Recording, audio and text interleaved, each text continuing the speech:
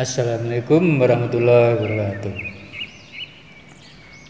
Kita lanjutkan pembacaan Riyadhus Shalihin bab ke-23, yaitu memerintah kebaikan dan mencegah kemungkaran.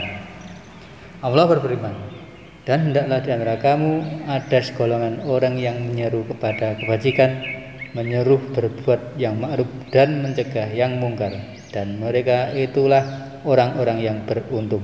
Al-Imran ayat 103. Al-ma'ruf adalah setiap perbuatan yang diketahui kebaikannya berdasarkan hukum syar'i dan akal, sedangkan mungkar adalah kebalikannya.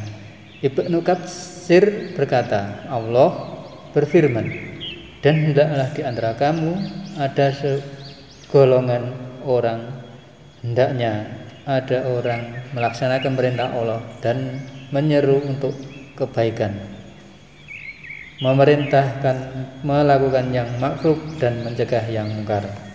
Al-Baghawi berkata, yang dimaksud dengan al-khair, kebijakan, ialah Islam. Beliau menulis di dalam kitab Jami'ul Bayan, yang dimaksud dengan umat ialah segolongan orang yang menyeru orang-orang kepada kebaikan, mengikuti Al-Quran dan Sunnah Rasulullah, menyuruh berbuat yang ma'ruf dan mencegah yang mungkar. Menjelaskan dari lafal yang khusus al-khair menjadi lafal yang umum karena kemuliaannya, karena kebajikan sangatlah luas dan umum. Allah berfirman, kamu umat Islam adalah umat terbaik yang dilahirkan untuk manusia, karena kamu menyuruh berbuat yang ma'ruf dan mencegah yang mungkar. Al-Imran ayat 110. Maksudnya, kalian wahai umat Muhammad adalah umat terbaik paling bermanfaat terhadap manusia, menyuruh berbuat yang ma'ruf dan mencegah yang mungkar. Jadi barang siapa yang mempunyai sifat-sifat ini secara nyata, maka ia termasuk di antara umat terbaik. Jadilah pemaaf dan suruhlah orang mengerjakan yang ma'ruf, serta jangan pedulikan orang-orang yang bodoh. Al-A'raf 199. Maksudnya, jadilah pemaaf dari perilaku manusia, seperti menerima alasan mereka, bermurah hati kepada mereka, dan bersabar menghadapi mereka. Suruhlah mengerjakan yang ma'ruf dan berpalinglah dari orang-orang bodoh. Maksudnya, jangan balas suatu kebodohan dengan melakukan kebodohan pula. Dan orang-orang beriman, laki-laki dan perempuan, sebagian mereka menjadi penolong bagi sebagian yang lain. Mereka menyuruh berbuat ma'ruf, mencegah yang mungkar. At-Taubah 71. Allah menyampaikan bahwa orang-orang mukmin adalah penolong yang saling tolong-menolong untuk beribadah, bersegera melakukan ibadah, menyuruh berbuat yang ma'ruf dan mencegah yang mungkar. Kebalikan sifat-sifat orang munafik, karena sesungguhnya orang-orang munafik menyuruh yang mungkar dan mencegah ma'ruf. Orang-orang kafir dari Bani Israel telah dilaknat melalui lisan ucapan Daud dan Isa putra Maryam. Yang demikian itu karena mereka durhaka dan selalu melampaui batas. Mereka tidak saling mencegah perbuatan mungkar dan selalu mereka perbuat. Sungguh sangat buruk apa yang mereka perbuat. Al-Maidah 78-79. Ibnu Abbas berkata, mereka dilaknat Allah setiap lisan. Mereka dilaknat pada masa Nabi Musa di dalam kitab Taurat. Mereka dilaknat pada masa Nabi Daud di dalam kitab Zabur. Mereka dilaknat pada masa Nabi Isa di dalam kitab Injil, dan mereka dilaknat pada masa Nabi Muhammad di dalam Al-Quran.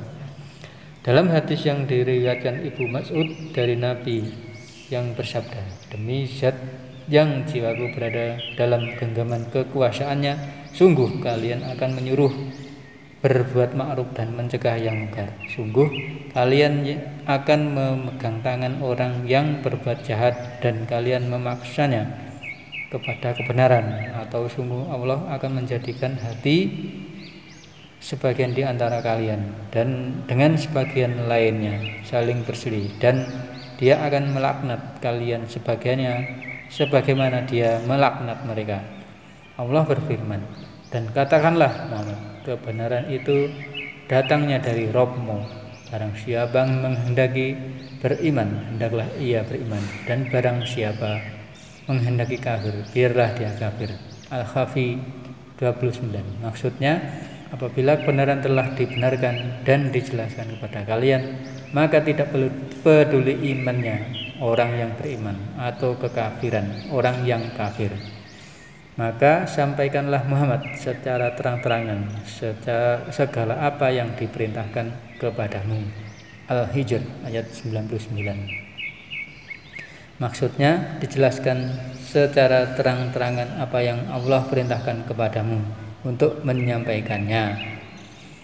Kami selamatkan orang-orang yang melarang orang berbuat jahat, dan kami timpakan kepada orang-orang yang zalim siksaan yang keras disebabkan mereka selalu berbuat fasik.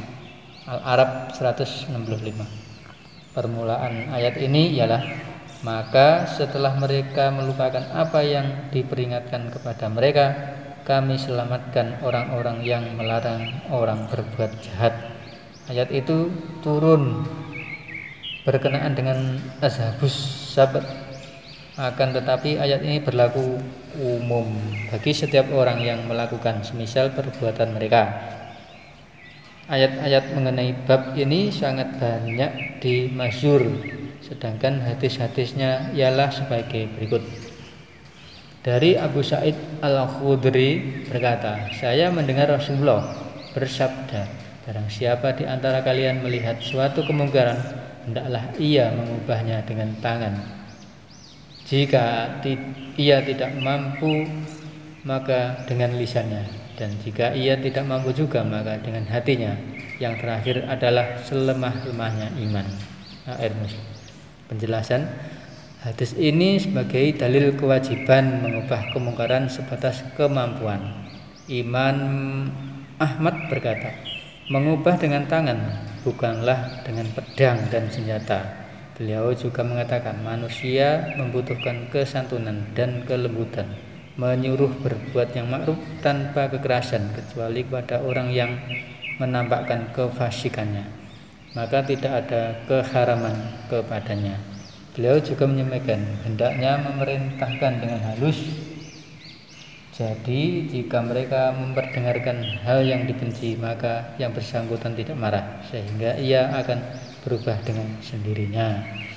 Dari Ibnu Mas'ud meriwayatkan bahwa Rasulullah bersabda, tiada seorang nabi pun yang diutus oleh Allah sebelum aku melainkan ia mempunyai beberapa kekasih pembela dan beberapa sahabat dari kalangan umatnya yang mengambil teladan dengan sunnahnya serta mengikuti perintahnya. Selanjutnya, sesudah mereka ini akan digantikan oleh beberapa pengganti yang suka mengatakan apa yang tidak mereka lakukan, dan mereka lakukan apa yang tidak mereka perintahkan.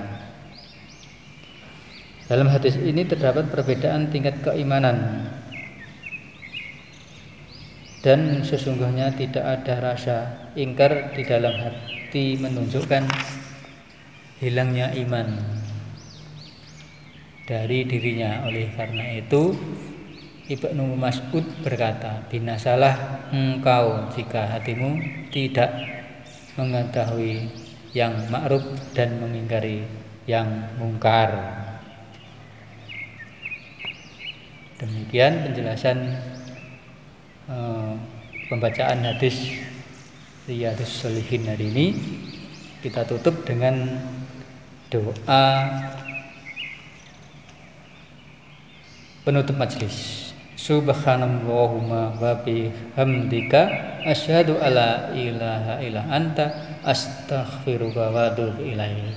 Assalamualaikum warahmatullahi wabarakatuh.